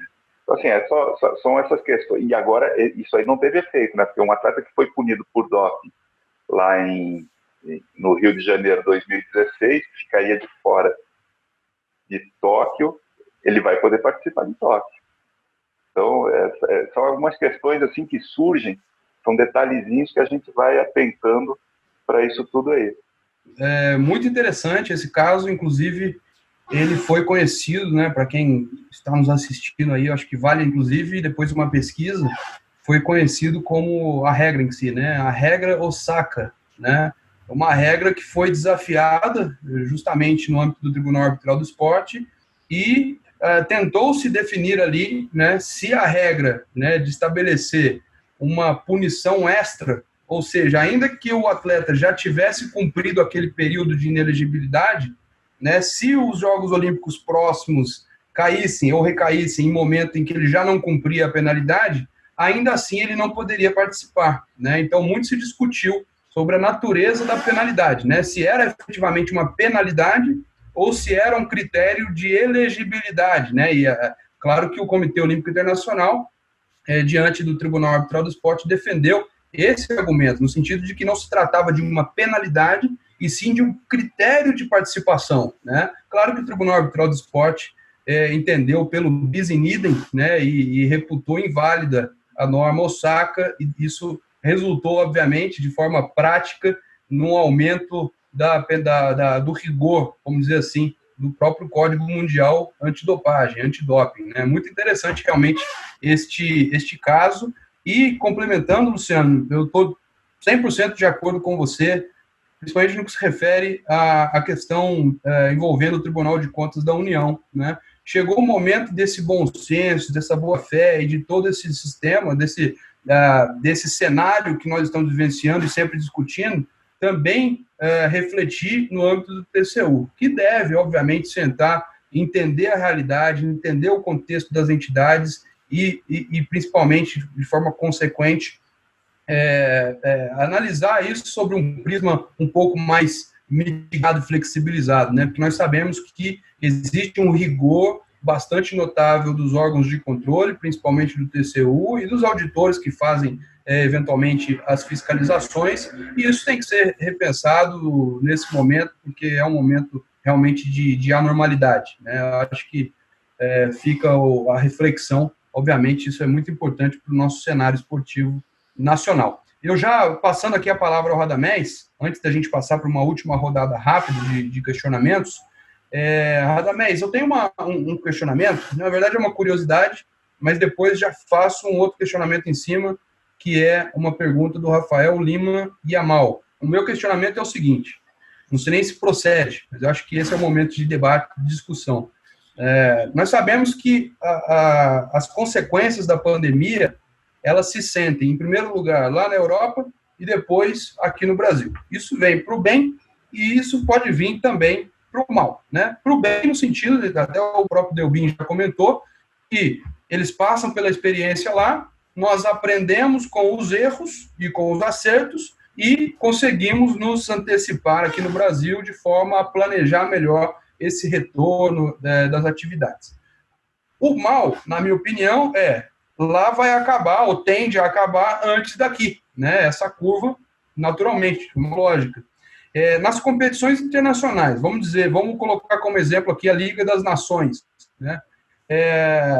Se a Liga das Nações volta, os atletas brasileiros ainda estão no isolamento, não estão treinando, os atletas estrangeiros já voltaram, né? Isso pode acontecer, pode impactar, como é que isso é visto pela Confederação Brasileira de Voleibol? E aí já, então, colocando no segundo questionamento, o Rafael Lima ele pergunta o seguinte, com o encerramento das Superligas Feminina A e B, use como critério de classificação o primeiro turno, né, para as consequências futuras. E ele quer saber o seguinte, isso se aplica também para rebaixamento e ascensão, ou nesse ano não vai ter rebaixamento, não vai ter acesso? Como é que isso está funcionando?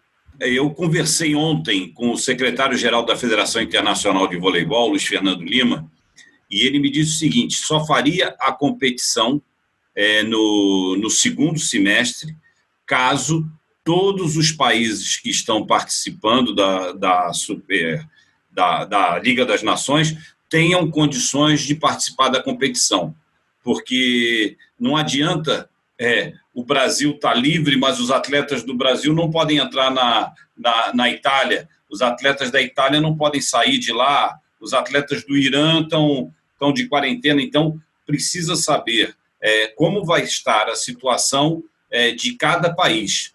Então, eu particularmente acho até difícil, mesmo com adiamento para o segundo semestre, que a gente venha a ter a Liga das Nações esse ano sendo disputada. E quanto às nossas competições aqui, tanto na Superliga Feminina quanto na Superliga Feminina e Masculina da Série B, a gente combinou que estava valendo aquela classificação para a gente indicar os clubes que vão participar das competições internacionais, valendo aquela classificação de momento. E também que seria o motivo do rebaixamento daquelas equipes. Então, ficou acertado que estava valendo a classificação final da fase classificatória para esse tipo de situação. Perfeito, Radamés. Agradeço o seu esclarecimento. É sempre realmente muito esclarecedor. Eu passar aqui a palavra para Luciana. Eu tô procurando aqui, Luciana, não sei se você tem mais fácil aí. Eu vi que existe um questionamento, né, alguns dos nossos assistentes, né, do nosso público, no sentido da arbitragem, dos efeitos da arbitragem. Eu acho que uma forma de complementar, inclusive, o que você já começou abordando no início da sua fala. Teve um tema abordado no início sobre a questão das equipes de arbitragem estarem sem trabalho e, em consequência, sem receber. Qual o impacto que isso pode ter à arbitragem brasileira? Algum projeto ou previsão de algum benefício ou algo para ajudar a classe? Esse foi o questionamento do Rodrigo Medeiros. Vou começar a responder de trás para frente também, né? Igual deu boom. Existe a CBF, publicou no seu site, que vai antecipar taxas de arbitragem, ou seja, isso não é uma ajuda, né? É uma antecipação para que depois isso seja descontado lá dos seus 479 árbitros do seu quadro, né? Do quadro nacional. Então, 479 árbitros terão taxas adiantadas, não sei a quantidade de taxas, e depois essas taxas serão descontadas no futuro, é só um adiantamento. O presidente da ANAF, Salmo Valentim, publicou em seu Twitter que conseguiu do governo uma ajuda de custo para todo o quadro de arbitragem nacional. Efetivamente, eu não consigo, ele ainda fala em um valor de R$ 1.800. Eu não sei de onde saiu esse valor e nem como isso vai ser viabilizado. Se a gente falar de um quadro nacional, o CBF tem 479, a Federação tem 300, eu não sei quantos a Paulista tem. Então, se você somar todos os árbitros, 500, Paulista tem 500 que o Delbin está falando. Então, se você somar todos os árbitros, essa ajuda de custo de 1.800, né? Lembrando que os árbitros, eles não possuem vínculo empregatício e possuem suas profissões. A arbitragem, apesar de ser uma profissão, eles não dependem disso para sobreviver, né? Essa é uma complementação de renda. Então, essa ajuda de custo, acho que, se for nesse valor, já abrandaria aí um grande impacto na arbitragem, mas, efetivamente, se você considerar o que nós falamos no início, que nós estaremos tirando 2.000 oportunidades de atuação, esse impacto é um impacto forte, né, com o cancelamento das competições aqui do Rio, que são 11 competições canceladas. Mas se a CBF vai disponibilizar essa ajuda de custo e o governo, dito aí pelo presidente da ANAF, vai disponibilizar R$ 1.800, eu acho que isso complementa a renda que eles já têm com o seu ofício, né, base. Só fazer um acréscimo aqui que a doutora Luciana colocou. A gente recebeu uma consulta até de algumas, falando do futebol, mas falando de outras modalidades, sobre essa nova lei aprovada recentemente, né? O pessoal apelidou ela de Corona Voucher, mas até de forma pejorativa, mas desse voucher, desse vale de R$600, que tem ali uns pré-requisitos para que a pessoa possa pleitear esse valor, né? E um dos pré-requisitos, ele, né, bem sinteticamente, ele está no mercado informal de trabalho, que não está recebendo nenhum seguro-desemprego, né, enfim, e acaba sendo essa situação sendo muito a situação de muitos árbitros, que muitos árbitros realmente eles não vivem da arbitragem, eles acabam fazendo alguns bicos, são informais, assim, o sonho deles, né, a paixão deles é viver da arbitragem, eles se esmeram, treinam para o final de semana apitar, né, a gente não pegar os árbitros de Série A, mas categorias de base, então eles apitam 3, 4 jogos, bandeira num clube, no dia seguinte ele é mesário no outro, isso acaba sendo verbas que ele vive desse dinheiro, mas ele não é registrado. Então, a gente tem recebido consulta, né, e também vale para alguns jogadores de categoria de base informais, principalmente dessas modalidades que não do futebol, de que eles muito provavelmente vão estar aptos para receberem esse voucher aí de R$600.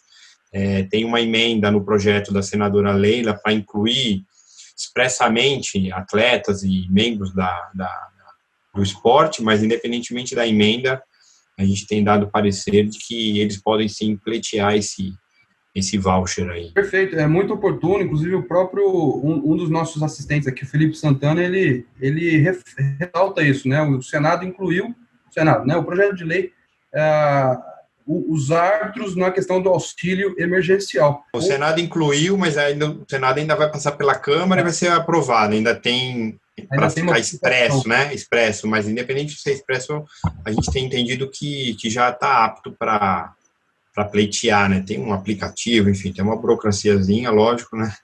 Mas que tem essa válvula de escape aí para mínima, né? Mas, enfim, que já ajuda, né? Tem uma pergunta aqui do presidente Mário Gobi. Não sei se você tem acesso aí à pergunta, mas eu já achei. Pergunta para o Dr. Delbin. Os clubes do interior já desmancharam seus departamentos de futebol, venceram os contratos dos atletas, comissão técnica, etc. Sem recursos, não renovaram. Esta é uma questão prática. Como solucionar, portanto, para a sequência do Paulista, né? Torço pela volta e final dos campeonatos. Abraço, Mário Gobi. Obrigado, presidente Mário Gobi, pela pergunta, obrigado pela participação aqui. É importante a gente poder debater essas questões. Volto a dizer, as questões são totalmente novas. A gente não tem possibilidade de agir hoje como agia antigamente. Antigamente, falo mês passado. A gente vai ter que fazer algum tipo de situação para corrigir esta falha ou este final de contrato. Saiu uma reportagem hoje no Globo Esporte falando exatamente de atletas, de clubes da Série A1 que terão os contratos de atletas todos terminando até o final de abril, o que é, entre aspas, natural, porque o campeonato terminaria mesmo até o final de abril. Presidente, nós vamos ter que rever isso também. Nenhum tipo de atitude que se toma na Federação Paulista se toma sozinho. Então, não existe, entre aspas, tá? Não existe ato do príncipe da Federação Paulista. A gente chama os filiados para conversar, chama o sindicato para conversar, e neste caso específico nós vamos ter que abrir exceção. Nós vamos ter que fazer prazo de inscrição novo dentro da competição, para que os clubes possam adequar os seus elencos para voltar a competir. Por mais que a gente tenha aí uma situação muito ruim de mudar o plantel no meio da competição, não é algo que a gente escolheu, né? Nem nós, federação, nem os clubes, nem os próprios atletas, que evidentemente podem ter contrato ou uma saída para uma outra agremiação. Então a gente vai ter que tratar dos casos pontualmente, abrindo as exceções necessárias para continuar a competição. Como nós vamos fazer isso? Veja as cenas dos próximos capítulos. Não temos agora a solução para isso. Perfeito, Delbin. O Caio Marconde César, ele pergunta o seguinte: como vão se comportar as diretorias esportivas, né, tendo em vista o tempo dos cargos durante este ano? Eu estou entendendo a pergunta aqui no seguinte sentido. Imagine que, neste momento, está vencendo o mandato de um dirigente, né? Isso foi pensado? Existe essa situação? Como é um desafio realmente? E se isso é um desafio, como é que isso se resolve? Obviamente, no campo do direito civil e diante da realidade que se impõe. É um desafio, Léo, e a pergunta do Caio. A gente vai ter que ver muito caso a caso, né? No caso de sociedades anônimas, né? Não tem nada a ver com esporte, nada a ver com os clubes. Foi ditada uma medida provisória permitindo a realização via videoconferência, dilatando alguns prazos de realização das assembleias obrigatórias. No campo civil e no campo do esporte, a gente não tem ainda, o Luciano chegou a responder um pouco essa questão relacionada às assembleias, a gente não tem solução, vai ter que tentar entrar dentro verificar o estatuto de cada entidade e tentar achar uma solução com o tempo para resolvê-la. Mas, assim, se os clubes estão fechados, né, pega aqui em São Paulo, estão todos os clubes sociais, futebol, não futebol, clube de peteca, clube de bote, de baralho, estão todos fechados. Então, se tivesse qualquer assembleia a ser realizada hoje, não teria nem condições de convocação, de organização, até porque os estatutos muito provavelmente não estão sequer previsto para a realização dessas assembleias de forma virtual. É uma novidade até para todos nós. Vão ser adaptações que a gente vai ter que incluir. Mas o que já está acontecendo, e não no caso de mandato, o que já está acontecendo é que muitos clubes têm o prazo de abril para aprovação de prestação de contas e de publicação de balanços. Então, muito provavelmente, eventuais punições e implicações jurídicas que tenham previstas no estatuto pela não publicação, pela não divulgação, vão ser todas mitigadas até aqui, não por fato do príncipe, mas efetivamente por força maior, e terão que ser postergados para serem realizadas na primeira oportunidade que acontecer. Se tiver algum mandato vencendo e tivesse alguma eleição prevista agora para abril, para maio, que seja, até porque muitas assembleias têm que ser convocadas com 30 dias de antecedência, acredito que seria muito difícil disso ocorrer. Teria que ser automaticamente prorrogado o mandato de quem tivesse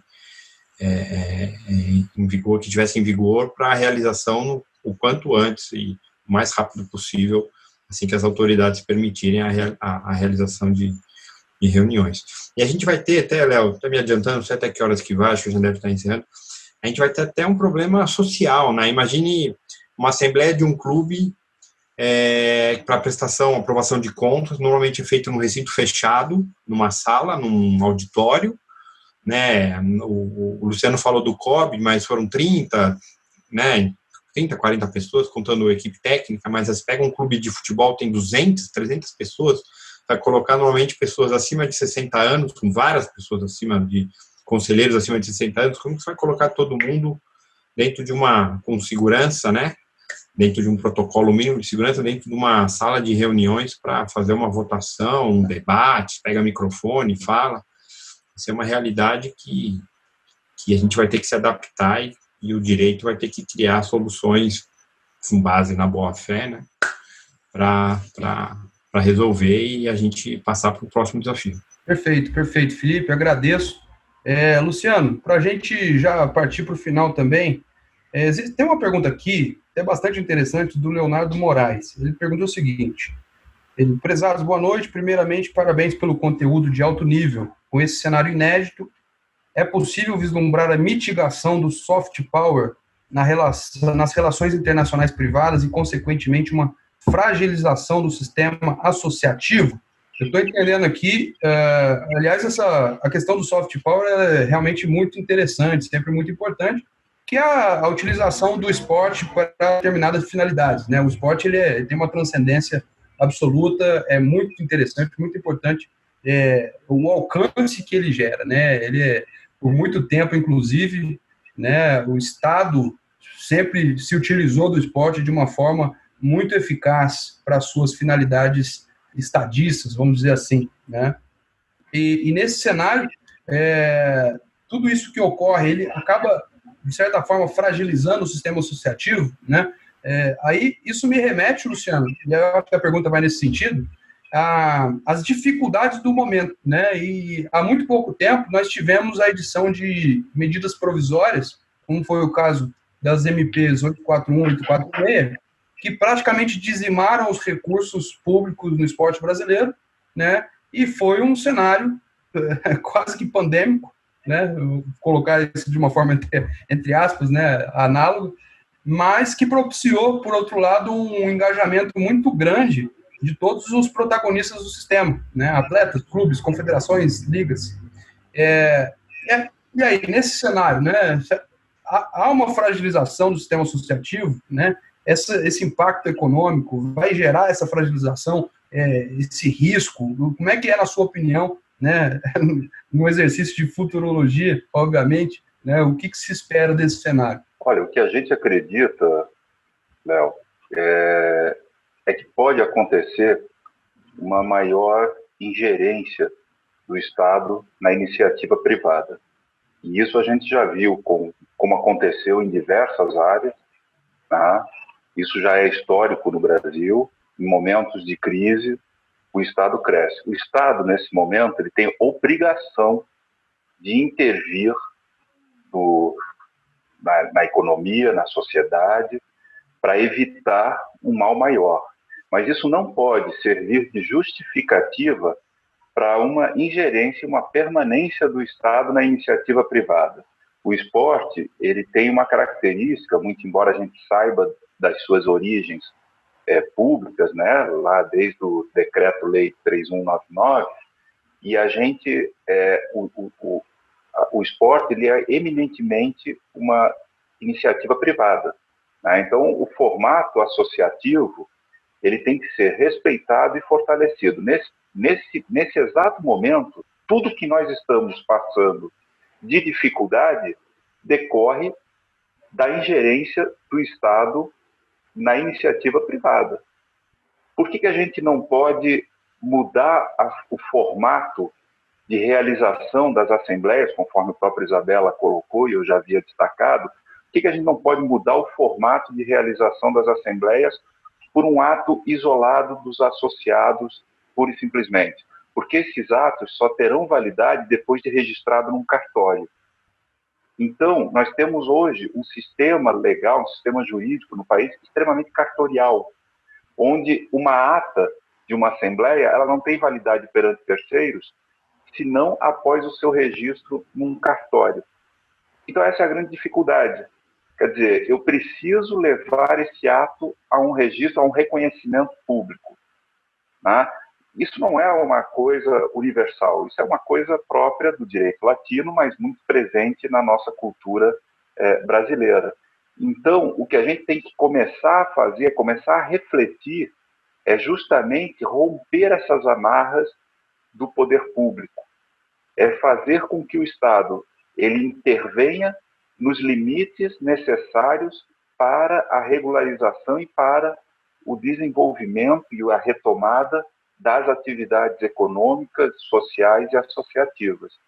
Então, essa é a grande vigilância que nós vamos ter daqui para frente. Como eu falei, e aí ele coloca essa questão, né, quem fez o questionamento, não lembro o nome da pessoa, mas ele coloca essa questão, acho, também no âmbito internacional, e esse também é um cuidado que nós temos que ter. O esporte, como eu falei no começo, ele tem essa universalização, essa participação de povos, né? E como o próprio Radamés colocava, a gente não consegue agora viajar, né? Ainda que tenha uma competição na Itália, determinado país não vai poder ir, porque ainda vai estar restrito os acessos, e assim por diante. Então, hoje, nós teremos um grande impacto. E eu falo isso não só globalmente, mas também aqui no Brasil. Quando nós retomarmos as atividades esportivas plenamente no Brasil, será que nós já teremos a retomada da malha aérea como era antes? Hoje nós tivemos uma interrupção de 90% da malha aérea. Será que nós vamos conseguir retomar isso a tempo de retomar também a atividade esportiva? Senão não adianta falar em atividade esportiva no Brasil inteiro. O último questionamento aqui, Radamés, claro que você está muito ligado, né, à gestão da Confederação Brasileira de Voleibol. Mas é claro que o sistema, né, e o mercado, por assim dizer, se conversa, né? Então, eu queria entender de você, né, até para que a gente tenha um alcance, né, apesar de óbvio dessa realidade, como é que estão as confederações como um todo, né? Nós sabemos que a CBV tem as suas dificuldades nesse momento, e ela é uma entidade que é considerada como uma das maiores, se não a maior confederação brasileira. Como é que está esse cenário, né?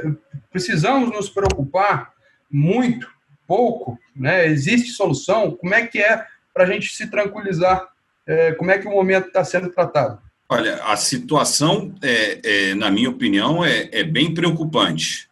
Hoje existe, em torno do presidente do COB, Paulo Vanderlei, uma união muito grande de todas as confederações. O Paulo conseguiu essa liderança e ele vem tentando ajudar, caso a caso, seja na parte administrativa, na parte jurídica, contato com outras entidades, e todos nós estamos caminhando juntos para que a solução de uma confederação possa beneficiar as demais. Agora, é uma situação preocupantes, porque muitas confederações não têm patrocínios ou verbas suficientes para sua manutenção sem a ajuda do COB. Muitas confederações, em função do percentual que elas podem usar na sua parte administrativa, elas têm uma dificuldade na contratação de pessoas, de manter um nível de excelência para que as suas administrações cada vez evoluam mais. Então, eu acho que é um momento bem preocupante, porque nós sabemos que existem poucas categorias no nosso país que deem tanto orgulho ao nosso povo quanto o nosso esporte. A gente sabe o quanto, em diversas ocasiões, as pessoas se aproveitam da popularidade do esporte ou de esportistas para conseguir seus objetivos.